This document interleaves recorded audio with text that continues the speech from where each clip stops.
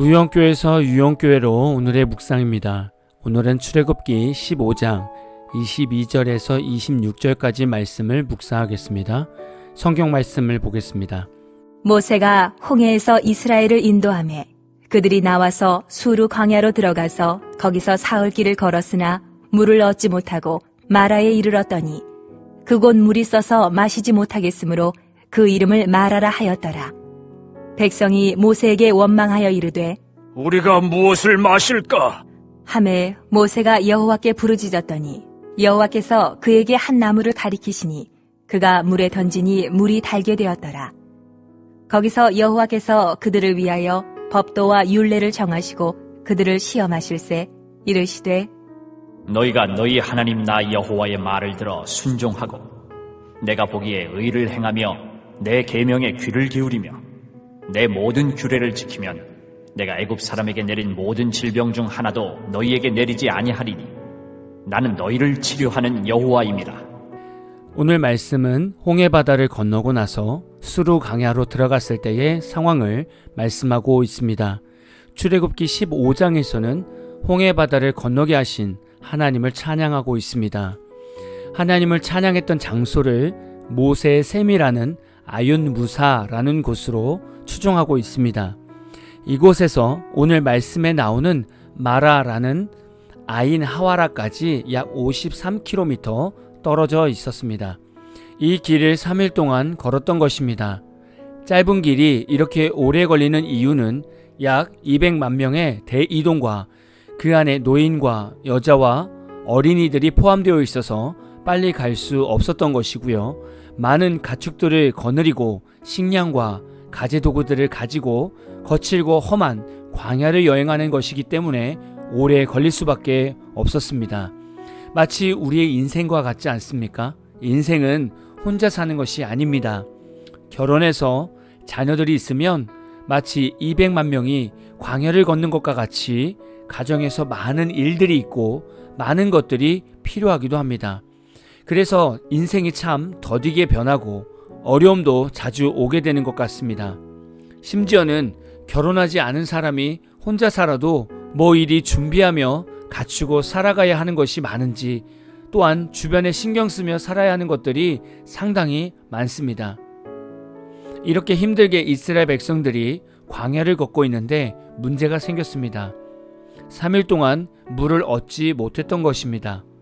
그리고 마라라는 곳에 도착해서 그나마 찾은 물은 써서 먹지도 못했습니다. 인생에서 가장 기본적인 물조차 쉽게 얻지 못하는 곳이 광야입니다.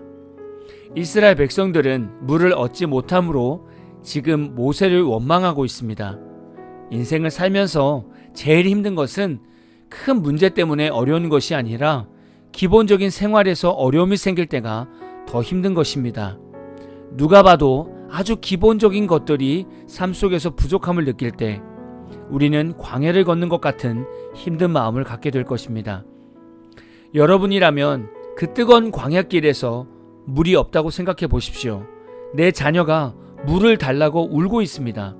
여러분 마음이 어떨 것 같습니까? 당연히 불평이 나오고 화가 날 상황인 것이죠. 백성의 원망을 들은 모세가 하나님께 부르짖었더니 하나님께서 물을 마실 수 있는 방법을 알려주셨습니다. 모세는 하나님께서 시키신 대로 한 나무를 물에 던졌더니 달게 먹을 수 있는 물이 되었습니다. 오늘 말씀에서 중요한 부분이 있습니다. 25절 하반절입니다. 거기서 여호와께서 그들을 위하여 법도와 율례를 정하시고 그들을 시험하실세.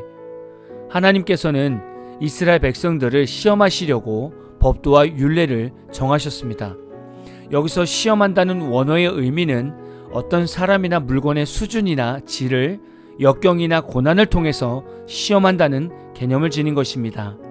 시험을 통해서 이 사람이 정말 괜찮은 사람인가, 이 물건이 쓸만한 것인가를 본다는 것입니다. 그러니까 마라의 쓴물은 하나님의 시험이며 훈련인 것입니다. 그리고 하나님은 법도와 율례를 정하셔서 하나님의 말씀대로 옳게 살아가는가를 보시는 것입니다. 앞에서 잠깐 나눴던 것처럼 인생을 살다 보면 작고 큰 문제와 어려움들이 있습니다. 예수를 믿고 있지만 여전히 풀리지 않는 환경과 고민이 있습니다. 그런데 인생의 여러 상황들 중에는 하나님의 시험이 있다는 것입니다. 하나님은 우리 인생의 기본적인 것이 없을 때 과연 성도는 어떻게 하나님 앞에서 옳은 행동과 판단을 하는지를 지켜보고 계신다는 겁니다. 그럼 하나님은 어려움에 빠진 그리스도인들의 삶을 무엇으로 판단하시겠습니까? 성도가 하나님 앞에서 옳은 행동을 하는가를 판단하는 기준은 바로 하나님의 말씀입니다. 우리가 신앙생활을 하면서 어려움이 있을 때 염려하고 근심을 하게 됩니다. 사람이라면 누구나 가질 수 있는 생각들이죠. 그러나 교회에서는 염려와 근심을 하지 말라고 말씀하고 있습니다. 또한 그것은 죄라고도 말하고 있습니다. 왜 그렇습니까? 성경에 기준을 두고 있기 때문입니다. 성경은 우리에게 염려하지 말라고 365번이나 말씀하고 있습니다. 1년 내내 걱정하지 말고 모든 것을 하나님께 맡기고 감사와 믿음을 가지고 기도만 하라고 말씀하고 있는 것이죠. 하나님은 우리 삶의 다양한 문제들을 통해서 우리를 계속 시험하시고 연단하시고 훈련하십니다. 하나님은 왜 우리를 시험하시면서 연단하시고 훈련하실까요? 하나님은 왜 이스라엘 백성들을 인생의 기본적인 물이나 양식을 두고 시험하셨을까요? 그 이유는 광야에서 살아계신 하나님을 만나야 치열한 정복 전쟁의 땅 가나안에서 하나님의 말씀을 붙들고 이겨낼 수 있기 때문입니다. 광야는 그저 기본적인 삶만 힘든 것입니다. 그러나 가나안 땅은 다릅니다. 거기에는 전쟁을 통해서 생명과 죽음의 기로에 설 수 있습니다. 또한 풍요로움도 있겠지만 우상과 타락이 가득한 땅이기 때문에 하나님 말씀으로 무장하지 않으면 축복의 땅에서 저주받은 민족으로 정착할 수 있기 때문에 광야에서의 훈련은 너무나 중요했던 것입니다. 우리도 마찬가지입니다. 하나님은 우리 삶에 작고 큰 문제를 보시고 우리가 하나님의 말씀대로 적용하여 온전히 살아가고 있는가를 날마다 시험하시고 연단하시고 훈련하십니다. 왜냐하면 이렇게 훈련하지 않으면 죽는 그 순간까지 믿음을 지키기 어렵기 때문입니다. 세상은 하나님을 너무나 쉽게 버리게 만드는 강력한 유혹이 있습니다. 우리가 순간 정신줄을 놓으면 어느 순간 세상의 물살에 멀리 떠내려갑니다. 그리고 정신없이 세상에서 살다 보면 어느 순간 천국과 지옥의 기로에 서게 될 것입니다. 결국 날마다 말씀으로 믿음이 세워지지 않은 성도는 천국과 지옥의 기로에서 지옥에 갈 수밖에 없는 인생이 될 것입니다. 하나님은 모든 사람들이 지옥에 가는 것을 원치 않으십니다. 그래서 평소에 말씀대로 살아갈 수 있도록 연단하시면서 시험하십니다. 여러분이 가지고 있는 하나님의 말씀은 우리 삶의 문제를 풀 수 있는 매뉴얼 책이며 천국에 갈 수 있는 믿음의 출처입니다. 우리 삶 속에 하나님의 진정한 시험은 우리가 말씀대로 살아가는가를 보시는 겁니다. 여러분이 지금 직면하고 있는 환경과 문제와 어려움을 하나님께서 바라보고 계십니다. 혹시 하나님 말씀을 붙들고 풀어가지 않는다면 오늘부터라도 말씀에서 하나님의 해답을 찾아가십시오. 오늘 마무리 찬양은 시와 그림에 감사해 라는 찬양입니다. 찬양 후에는 잔잔한 연주곡이 있습니다. 말씀을 생각하면서 기도하는 시간을 가져보십시오. 감사해 시험이 닥쳐올 때에 주께서 인도하시니 두려움 없네. 모두 감사해 절망 속에서 새 힘을 새로운 용기 주시니 승리하리라. 나의 모든 생활 속에서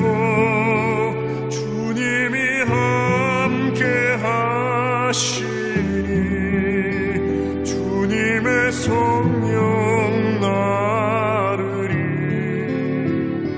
인도하시리.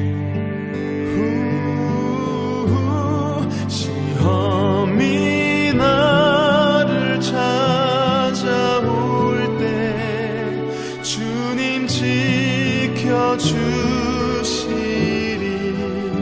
주님의 성령 나를 인도하시리.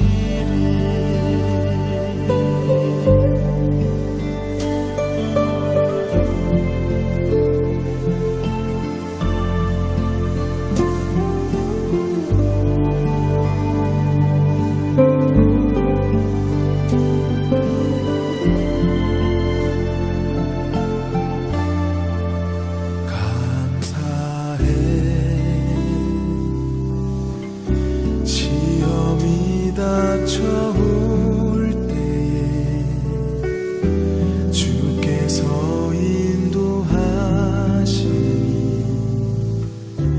두려움 없네. 모두 감사해. 절망 속에서 새로운 용기 주시니 승리하리라. 나의 모든 생활 속에서 주님이 함께 하시니 주님의 성령 나를 인도하시리. 시험이 나를 찾아올 때 주님 지켜주시리. 주님의 성령 나를 인도하시리. 나의 모든 생활 속에서 주님이 함께 하시니 주님의 성령